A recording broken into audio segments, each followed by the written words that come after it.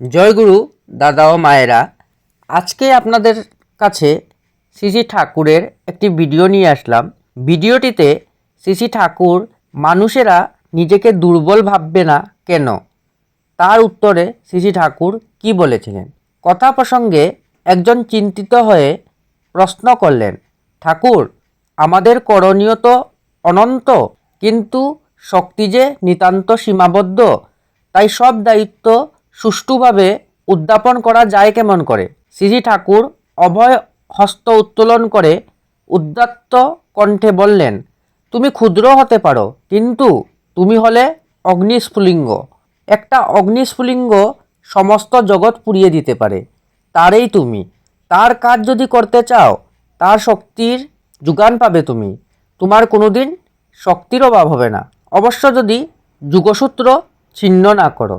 নিজেকে দুর্বল ভাবা মানে তাকে অস্বীকার করা। তাকে অস্বীকার করো না। আমারে ঈশ্বর ভাবে আপনারে হীন, তার প্রেমে আমি কবু না হই অধীন। আমি যদি প্রিয় পরমকে ঈশ্বর ভাবি এবং তিনি যদি শক্তি স্বরূপ হন, তবে আমিও তার সন্তান হিসাবে তার শক্তির উত্তরাধিকারী। তাই নিজেকে হীন ভাবার অধিকার আমাদের নেই। অতএব পরমপিতা খুশি হন না।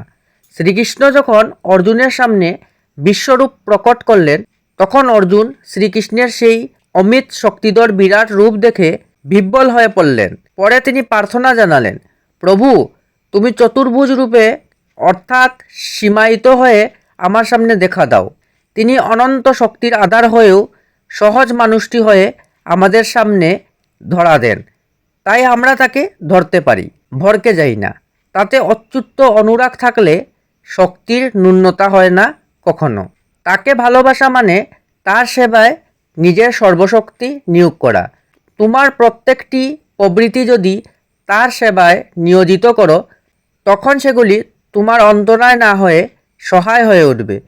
তোমার যদি একখানা রথ থাকে এবং সেই রথ টানার জন্য 10টি বাধ্য ও বলশালী ঘোড়া থাকে, তাহলে ওই 10টি ঘোড়ার সাহায্যে তোমার রথ কিন্তু তীব্র গতিতে এগিয়ে চলবে।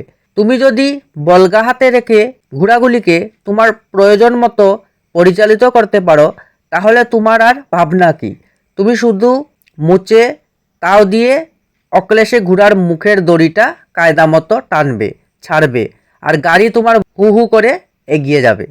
কিন্তু ঘোড়াগুলি যদি তোমার বশে না থাকে, তাহলে তাদের দুর্বার গতি তোমাকে যে কোনো খানাখন্দ বা গর্ভে নিয়ে ফেলবে, তার কিন্তু ঠিক নেই কো।